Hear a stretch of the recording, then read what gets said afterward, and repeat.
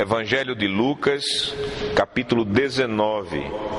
A leitura que nós iremos fazer vai do versículo 1 ao versículo 10. E o texto da nossa pregação são os versículos 11 até o versículo 27. Porém, os textos da pregação nós iremos abordar durante a pregação. Então, façamos a leitura do versículo 1 até o versículo 10. Lucas 19, 1 a 10. Entrando em Jericó, atravessava Jesus a cidade. Eis que um homem chamado Zaqueu, maioral dos publicanos e rico, procurava ver quem era Jesus, mas não podia, por causa da multidão, por ser ele de pequena estatura. Então, correndo adiante, subiu a um sicômoro a fim de vê-lo, porque por ali havia de passar. Quando Jesus chegou àquele lugar, olhando para cima, disse-lhe: Zaqueu, desce depressa, pois me convém ficar hoje em tua casa. Ele desceu a toda a pressa e o recebeu com alegria. Todos os que viram isto murmuravam, dizendo que ele se hospedara com homem pecador.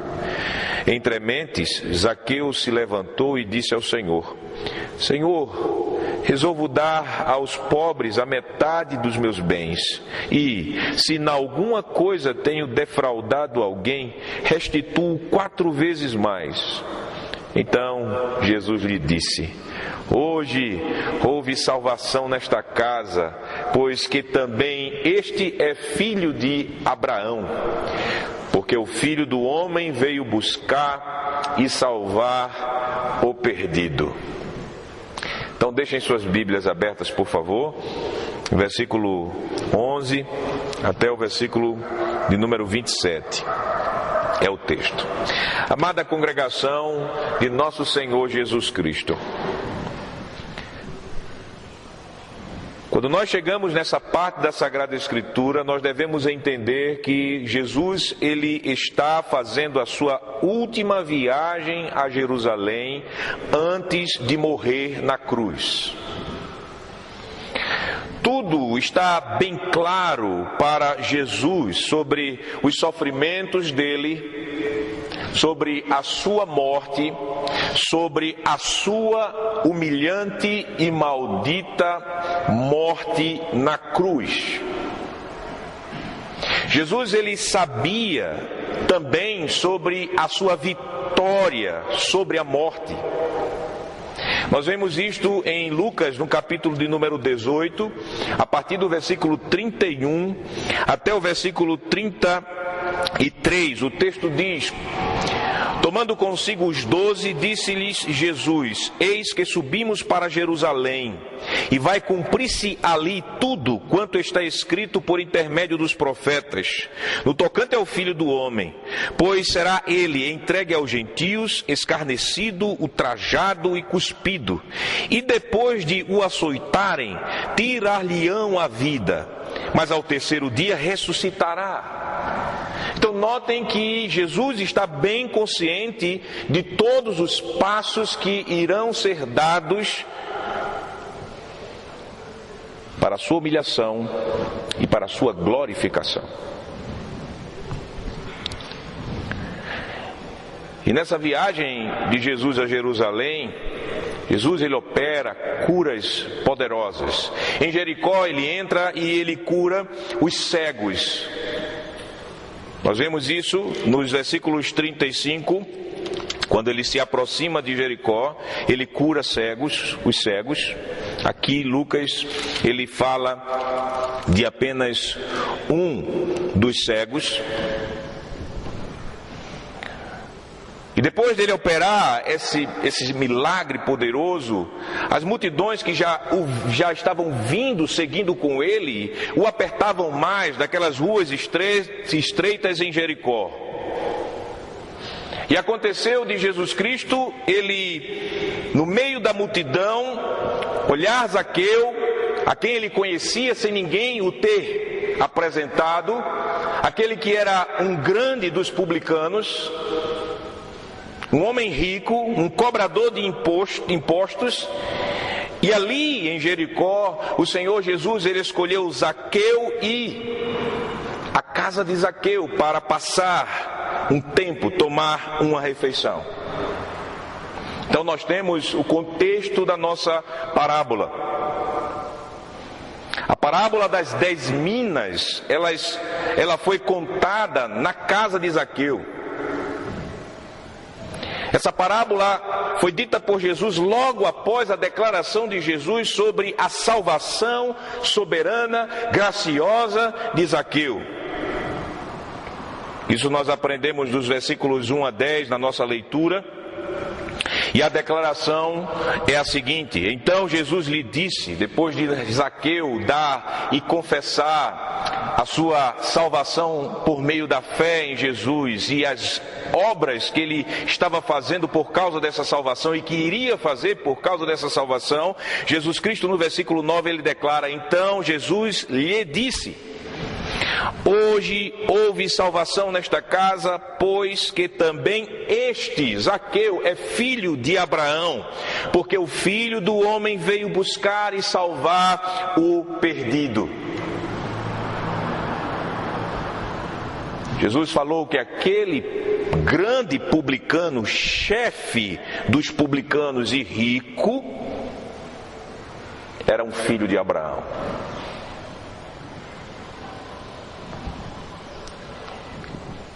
E a prova que ele era um filho de Abraão é que ele creu que Jesus é o Cristo que justifica pecadores por meio da fé.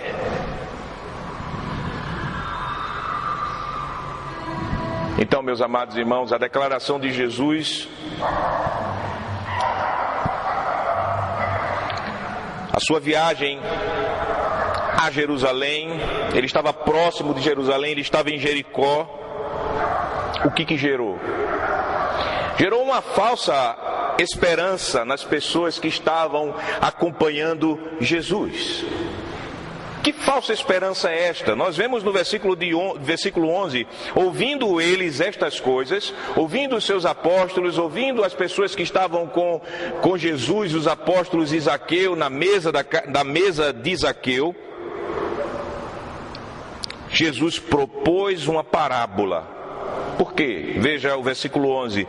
Visto estar perto de Jerusalém, e lhes parecer que o reino de Deus havia de manifestar-se imediatamente.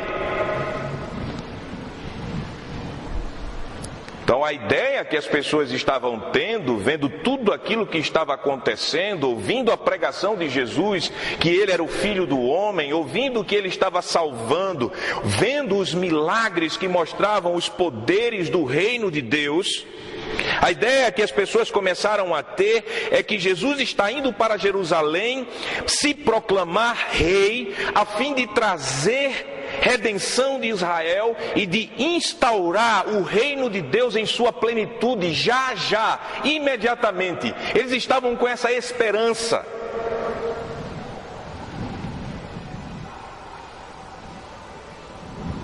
Eu acho que cada um de nós aqui, imagine, especialmente nesse momento político que nós estamos vivendo, né? Embora que não está em alta a credibilidade dos políticos de hoje, mas imagine você vendo Jesus operando milagres, vendo a pregação, vendo tudo aquilo e esperando o cumprimento das promessas que os profetas estavam já anunciando há séculos.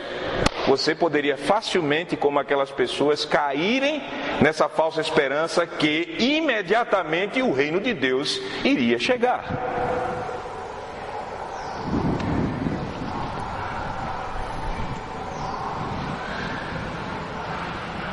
Essa era uma falsa esperança.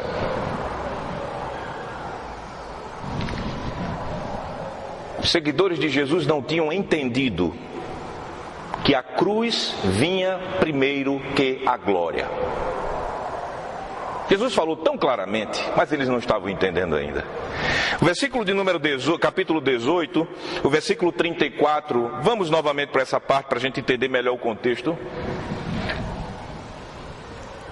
Lucas ele nos diz que eles, os apóstolos, Lucas 18:34, porém nada compreenderam acerca destas coisas.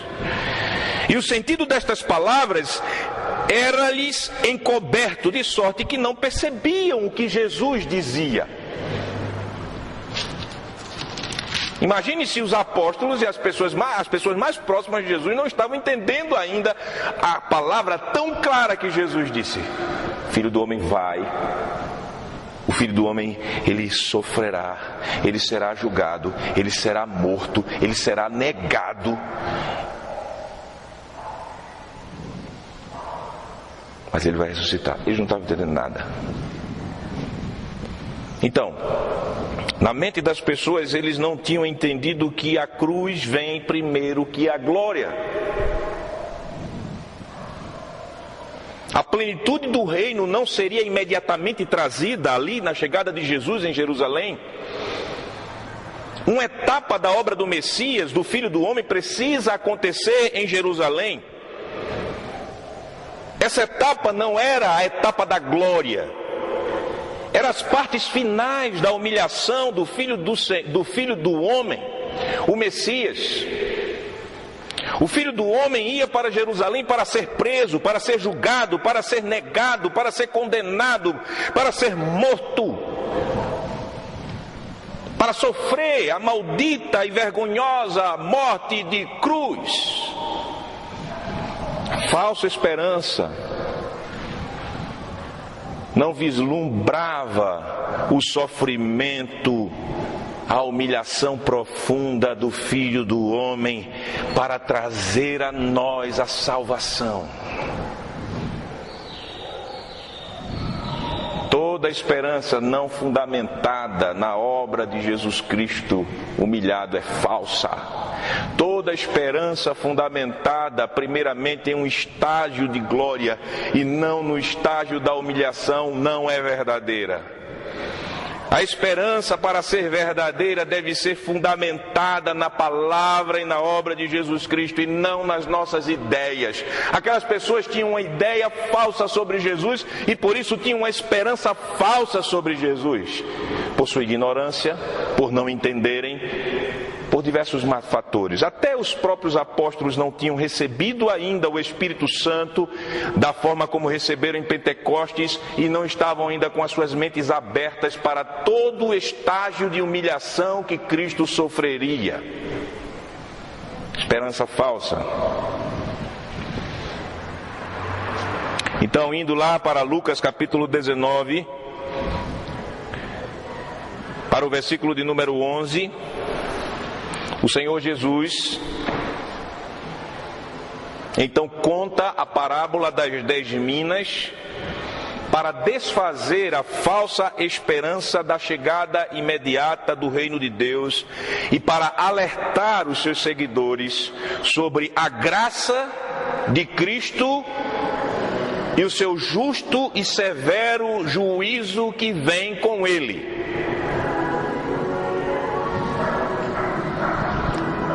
E aí Jesus para isso conta e transforma essa mensagem em uma figura de linguagem que nós conhecemos como parábola.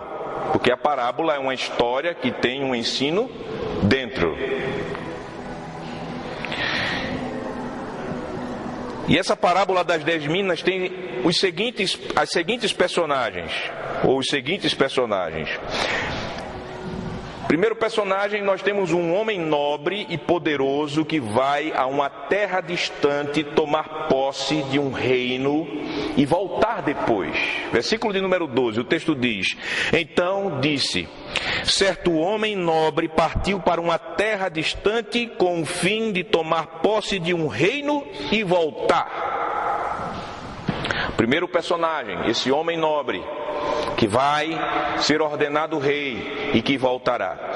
O segundo personagem, na verdade, mais do que um personagem, são os 10 servos do nobre que receberam dele certa quantia para administrar e gerar lucro para o seu senhor. Versículo de número 13, o texto nos diz: chamou 10 servos seus, confiou-lhes 10 minas e disse-lhes: negociai até que eu volte. E também havia um terceiro grupo, no caso um segundo grupo, que são os concidadãos, que entram como personagens desta parábola. Eles são concidadãos do nobre, eles fazem parte daquela mesma cidade onde ele vai ser feito rei. Os concidadãos do nobre que o odiavam, que não o aceitavam como rei e que tentaram evitar que ele tomasse posse do reino. Versículo de número 14, veja o texto. Mas os seus concidadãos o odiavam e enviaram após ele uma embaixada, representantes, dizendo: não queremos que este reine sobre nós. Aqui temos os personagens que estão dentro da parábola das 10 minas. E aí, como qualquer parábola, nós temos o início de um drama. O drama da parábola começa com a chegada do nobre, retornando à sua terra. E agora, ele não é somente nobre, ele não é somente um homem rico e poderoso, mas agora ele é rei, ele é governante, ele está em uma posição de glória, de autoridade. Isso nós aprendemos dos versículos de número 15 até o versículo de número 17. E neste início de drama, Jesus ele ilustra tão bem. Jesus ele vai falar sobre os servos. E os servos são os primeiros a serem chamados assim, a prestarem contas, porque esse rei que está voltando, ele vem para tomar contas, ele vem para cobrar dos seus servos aquilo que ele ordenou que eles assim fizessem. O rei vem, primeiro com os servos ele vem tratar, e ele chama os 10 servos para prestarem contas do valor que a eles foi confiado e que eles deveriam administrar bem. E aí no versículo 16 nós temos o primeiro servo sendo chamado. Versículo de número 16 o texto nos diz: compareceu o primeiro, no caso o servo, e disse: Senhor, a tua mina rendeu 10. Vejam, meus amados irmãos, como eu falei a vocês, e o versículo 15 deixa claro, quando o rei, ele voltou, depois de haver tomado posse do reino, mandou chamar os servos a quem dera o dinheiro. E o primeiro dos 10 servos, ele se apresentou ao rei, foi levado à presença do rei. E que coisa interessante aqui essa ilustração de Jesus. Notem que o servo, primeiro a ser chamado, recebeu uma mina. Uma mina não é uma menina, tá certo?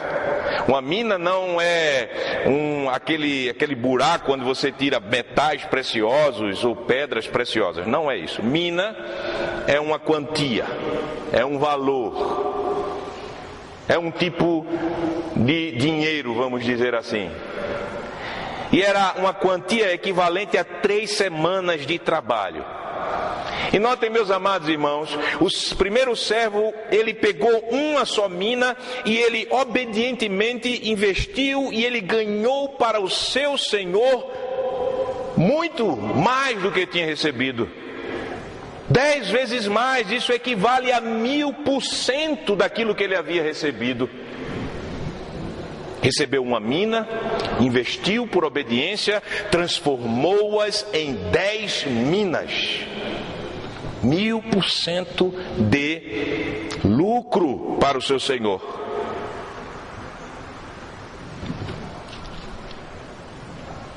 Vem o segundo servo.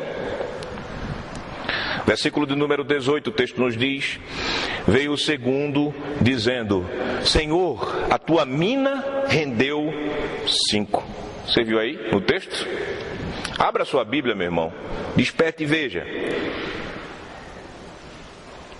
O segundo servo recebeu também uma mina, mas ele investiu e ele obteve para o seu senhor um lucro de 500%. Renderam 5 minas. Que bom também. Mas aí neste drama, primeiro servo, segundo servo, o texto não diz a ordem de qual servo era esse próximo, só fala que é um outro servo. No versículo de número 20, diz assim: então veio o outro, dizendo: eis aqui, Senhor, a tua mina, que eu guardei embrulhada num lenço. Pois tive medo de ti, que és homem rigoroso, tiras o que não puseste e ceifas o que não semeaste. Aqui nós vemos o fruto da desobediência.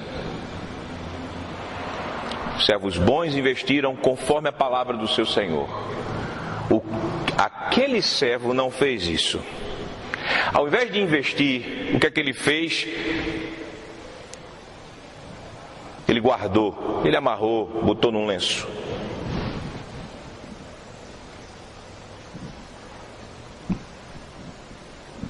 E o que é que ele fez? Se ele fizesse somente isso, estava menos ruim. Mas ele fez algo pior. Como nós lemos, o texto diz que ele tentou justificar sua desobediência, colocando a culpa dele, do servo, no seu senhor. Dizendo que por causa de ter medo do Senhor, dizendo que o seu Senhor era um homem rigoroso, que um homem tirava o que não colocava, que ceifava onde não semeaste, um homem severo, duro e injusto. Era essa a consideração daquele servo infiel acerca do seu rei. O drama está posto. Servos fiéis que obedeceram o seu senhor e um servo mau. E agora na parábola nós vamos ver que Jesus ele começa a falar da manifestação da graça do rei. O rei é gracioso demais, meus irmãos. Por que ele é gracioso? Porque nós vemos no modo como ele trata os servos fiéis. Qual é o dever de um servo? Quando um servo ele é obediente, o que é que ele está fazendo? É o seu dever. Quando ele cumpre bem as tarefas que o seu senhor deu a ele, o que é que ele está fazendo? Um favor para o seu senhor? Não, ele só está sendo o servo. É tanto que se um servo faz aquilo que lhe é mandado, ele somente tem que se satisfazer na sua insignificância, porque somente fez aquilo que era sua obrigação.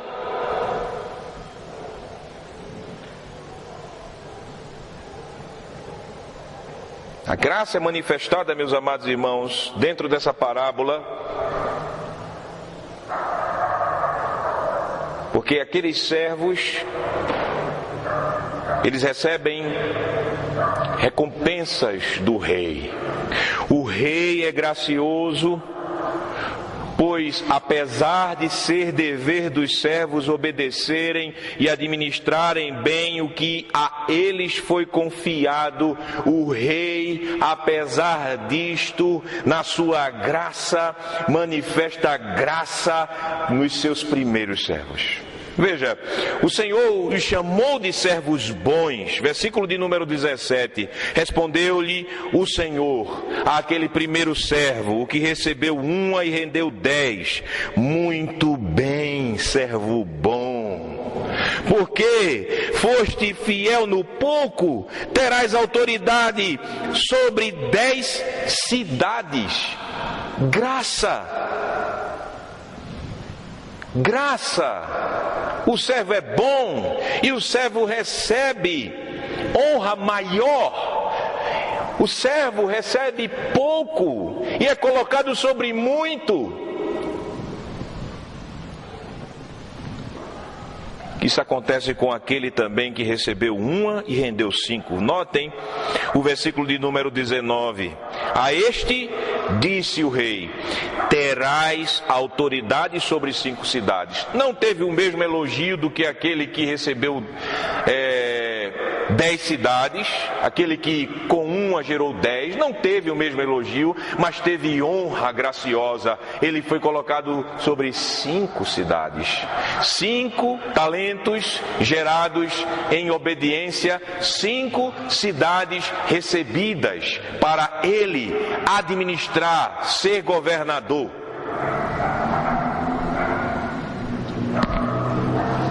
A graça do rei é manifestada, é pintada neste quadro da parábola das 10 minas. Porque o rei, ele é dono dos servos, dono das minas, dono dos lucros. Porém, ele, na sua graça, recompensa os servos obedientes e os coloca em muita honra. Graça.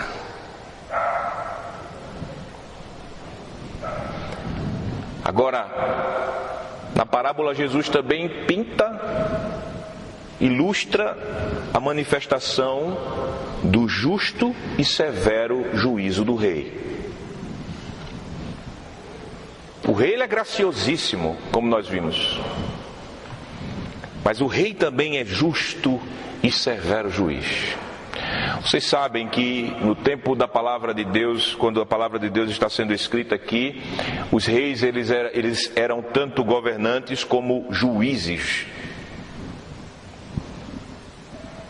Esse rei da parábola, ele é justo e severo juiz. E a justiça se mostra primeiramente no servo que não foi obediente, versículo de número 24.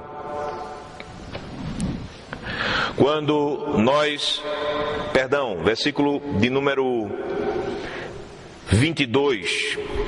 Quando nós vemos a resposta do rei àquele servo que foi infiel, que tentou colocar o seu erro e o seu pecado nas costas do seu senhor e rei. O rei, ele não caiu nessa. O rei falou diretamente, respondeu-lhe: servo mau. Que palavra dura. Por tua própria boca te condenarei. Ou seja, veja, a Bíblia ela está cheia de ensino mostrando que os reprovados, eles serão condenados por suas obras e palavras. As palavras daquele servo mau foram malvadas. Ele tinha dito ao seu senhor aquilo que o Senhor repete praticamente na sentença que vem. Veja, no versículo 22, sabias que eu sou um homem rigoroso, que tiro o que não pus e ceifo o que não semeei. Essas não foram as palavras do servo mau? Sim, foram essas palavras. No versículo 21 elas estão. E aí, o rei, continuando no versículo 23, diz: por que não puseste o meu dinheiro no banco? É a pergunta. Ele diz: é o meu dinheiro. E então na minha vinda, o receberia com juros, ou seja, ele receberia o dinheiro dele com o lucro, com os juros. Você pode ver que Jesus não tinha problema nenhum com bancos, com aquilo que se apelida hoje e se demoniza hoje como capitalismo. O problema é a avareza, o problema é a usura, problemas são as injustiças, não o sistema de você emprestar dinheiro, como se aluga uma casa, se alugar o dinheiro e receber lucro com isso. Isso era algo aceitável pela lei de Deus e nos tempos do Senhor. embora que não seja o foco da parábola. Mas notem que aquele rei disse: você deveria fazer isso, e eu estou julgando você por sua própria palavra. Seus próprios atos e as suas palavras são a base da sua condenação. Isso é justiça. Isto é severidade justa no juízo do rei. Servo é declarado mau. O servo que se mostrou irreverente com o seu senhor, que era justo, que deu uma quantia muito pequena para ser administrada, mas que ele achou que seria algo pesado demais. Um rei que não deu além dos dons e a capacidade daquele que recebeu. E aí o que aconteceu? O justo e severo juízo caiu sobre o servo. Aquilo que ele tinha de pouco foi tirado dele. Versículo de número 24, o texto nos diz: e disse aos que o assistiam: tirai-lhe a mina e dai ao que tem as 10.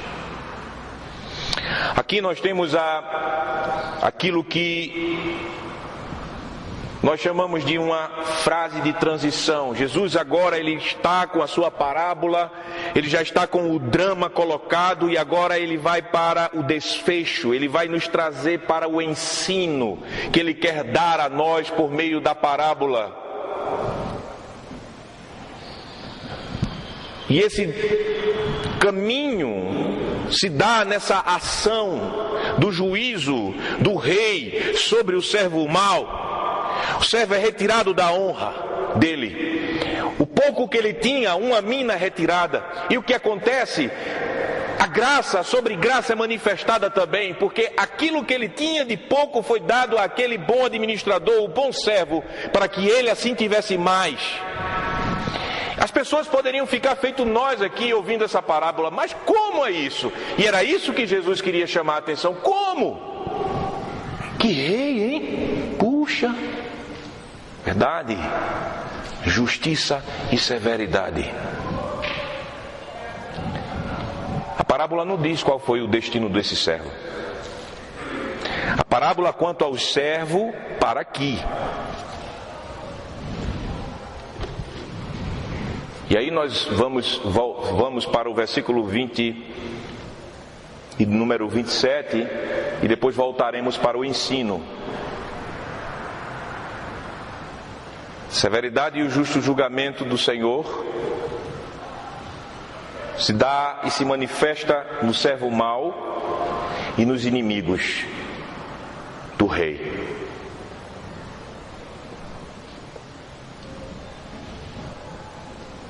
O versículo número 27 diz: quanto, porém, a estes meus inimigos.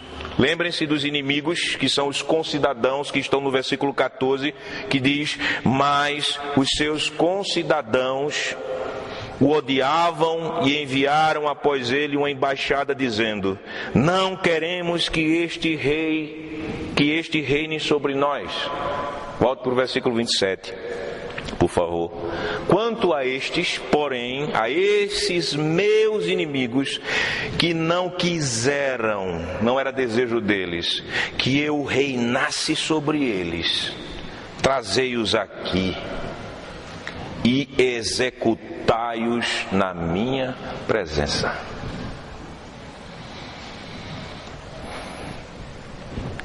Alguns comentaristas dizem que esta parábola tem como contexto aquilo que aconteceu mais ou menos 30 anos desse momento que Jesus se encontra aqui, quando Arquelau, o descendente de Herodes o Grande, ele assassinou aproximadamente 3.000 judeus, porque estes judeus, quando o grande Herodes o Grande, ele morreu e Arquelau foi até Roma para ser assim autorizado, empossado governante ali da Judéia.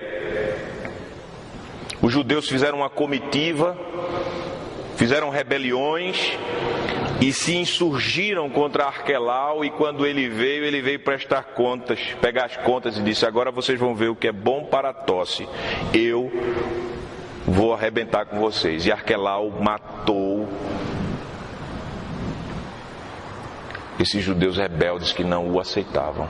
Isso era um fato histórico, de fato foi um fato histórico. Possivelmente, embora que tenham certas semelhanças desse ato, mas Jesus sabia tocar nos corações, Jesus escolhia bem as suas palavras, e possivelmente Jesus queria de fato deixar a situação mais dramática, porque existia um fato histórico, 30 anos somente, que haviam acontecido de algo semelhante. Arquelau voltou rei e pegou seus inimigos e matou-os.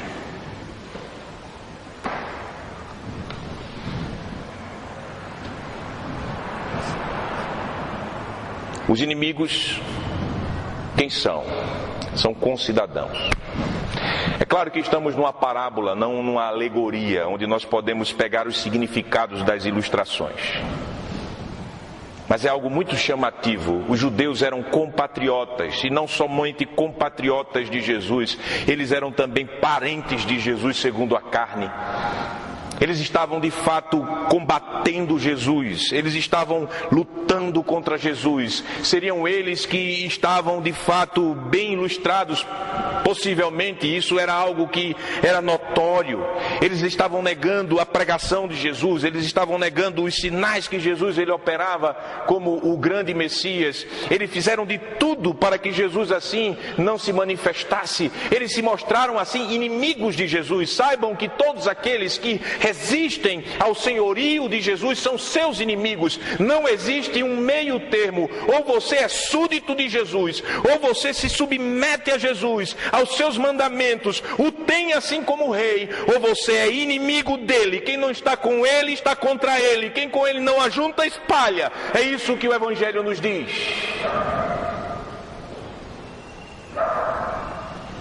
Assim era a situação dos judeus. A parábola encerra com o julgamento do rei sobre seus inimigos.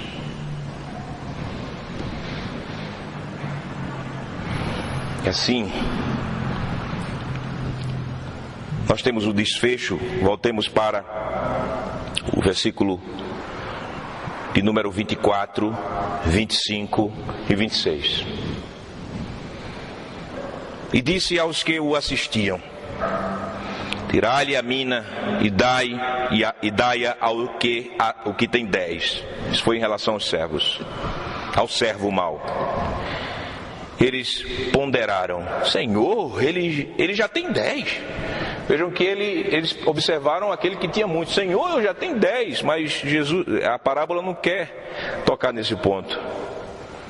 Aí Jesus ele vai no versículo 26 e fecha: pois eu vos declaro, a todo o que tem dar-se-lhe-á, mas ao que não tem, o que tem lhe será tirado.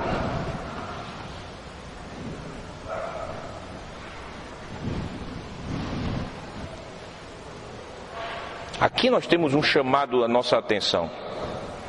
Em primeiro lugar, aqueles que primeiramente ouviram essa parábola, aqueles que estavam na casa de Zaqueu, aqueles que eram parte daquela multidão que estava seguindo Jesus a Jerusalém, que tinha aquela expectativa: eita, agora, imediatamente o reino vai chegar, que beleza!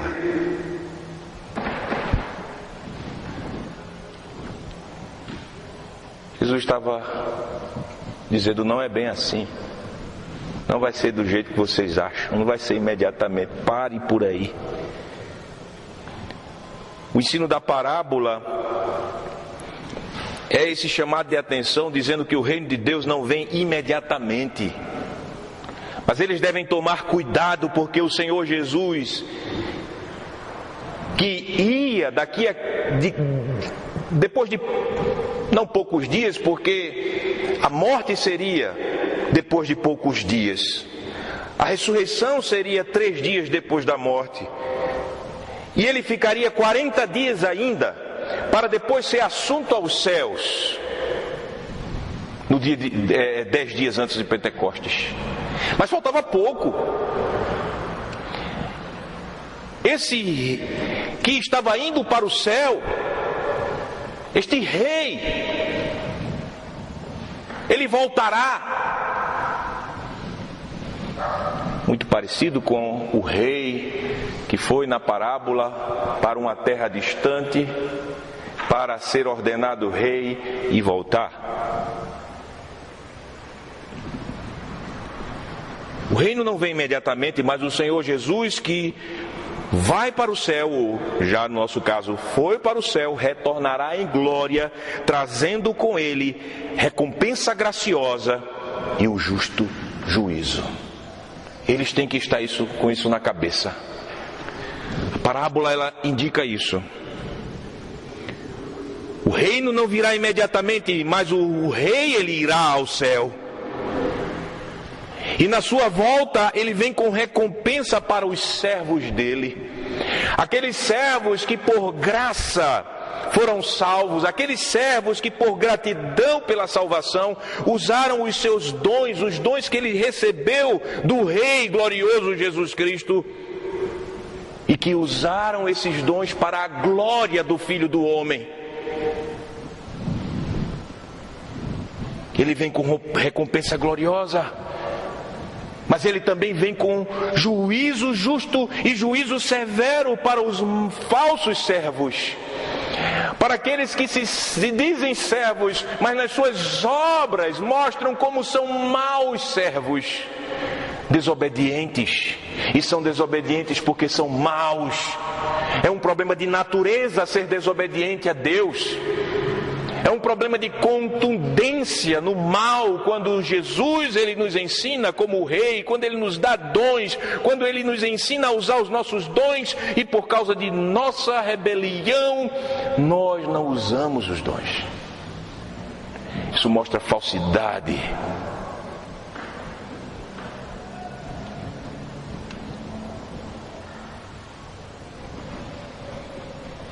Ele é o rei que vem com justo juízo para os falsos servos e para seus inimigos, aqueles que são declaradamente inimigos. O servo era falso, porque ele ficava caladinho, ele até recebeu os dons, ele até, olha Senhor, isso, aquilo.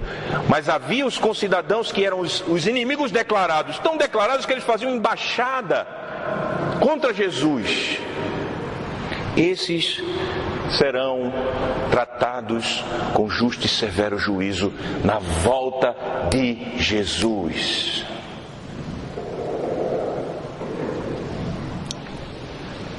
Você pode estar pensando, eita pastor, e agora? Está sendo pregado aí salvação por obras? Não, meu irmão. Não é salvação por obras. Salvação é por pura graça, mediante a fé em Cristo. Ponto final. O maior pregador de salvação pela graça foi Jesus.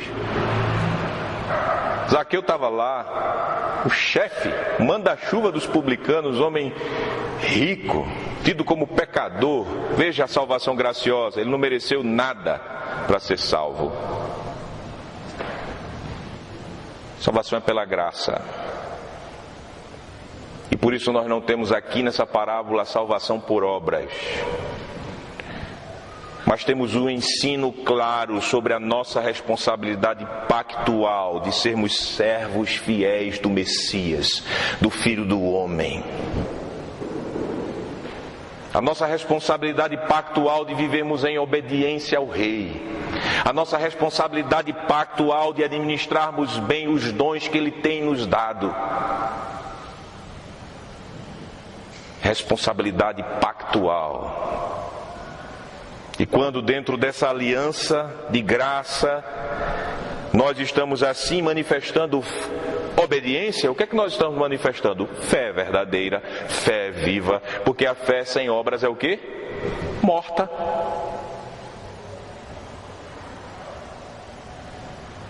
Quando nós, pela graça de Deus, estamos vivendo e administrando os dons que Deus nos dá, sejam os dons espirituais que Ele tem colocado em nós, seja a nossa esposa ou o marido, que são dons também seus. seus filhos que são dons também seus, o dinheiro que você tem que são dons também seus, que Cristo lhe dá, e estamos administrando essas coisas para a glória de Jesus, nós estamos assim manifestando apenas a obra de Jesus em nós. Fé verdadeira.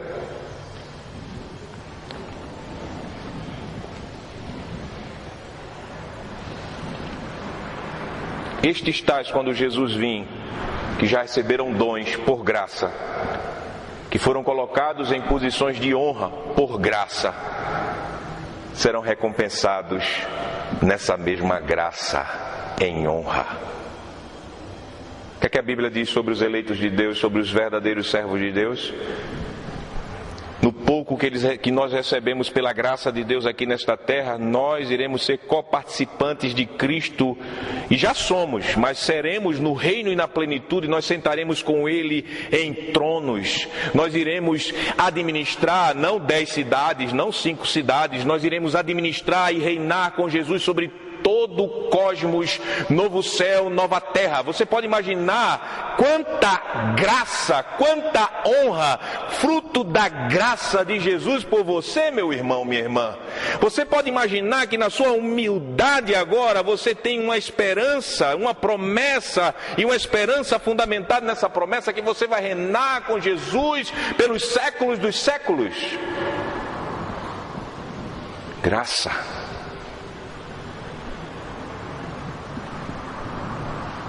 Isso não é história de fábula. Isso é palavra de Jesus para nós. E é quando Ele vem. Agora é um alerta muito forte.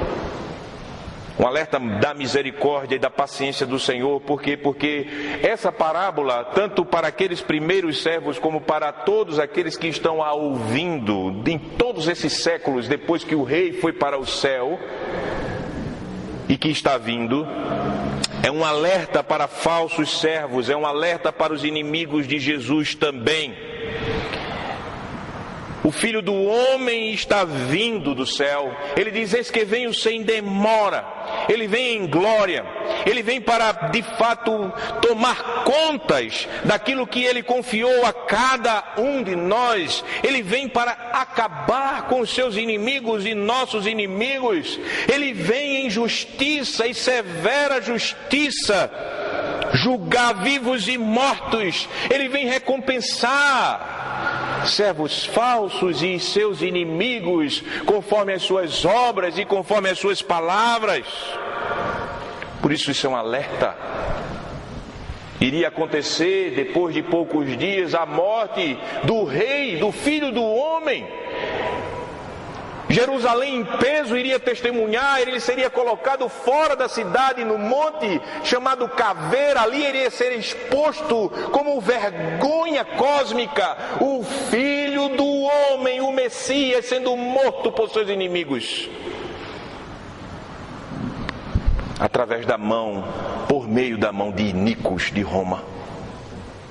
Que alerta! Depois Ele iria ressuscitar, depois Ele iria subir em glória, depois Ele iria derramar o Espírito Santo, mostrando que Ele é Senhor e Cristo sobre a igreja. Ele iria subjugar nações, e ainda está. Meus irmãos, essa palavra é uma palavra de alerta. Essa parábola é uma parábola que é uma verdadeira advertência para todos aqueles que estão achando que Jesus vem para passar a mão em nossas desobediências e na inimizade contra Ele. Ele não fará isso.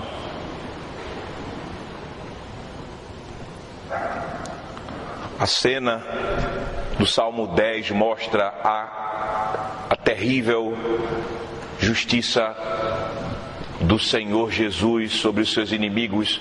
O texto diz que Ele espalhará cadáveres sobre a terra, Ele rachará cabeças com o seu cetro.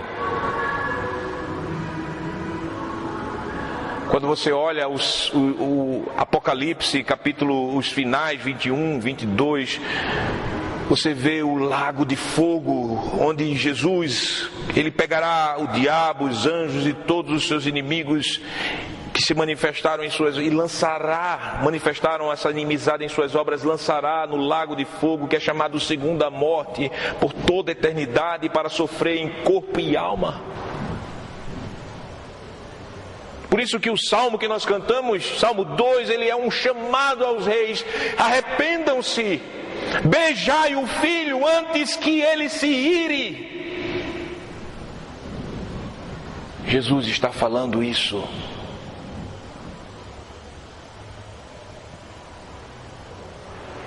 Jesus está alertando. Pois eu vos declaro: a todo o que tem, dar-se-lhe-á, mas ao que não tem, o que tem lhe será tirado. Quanto, porém, a esses meus inimigos que não quiseram que eu reinasse sobre eles, trazei-os aqui e executai-os na minha presença. Os olhos do Senhor em glória são interpretados como fogo penetrante, terrível Senhor justo. Justo em justiça, terrível em justiça, terrível em graça.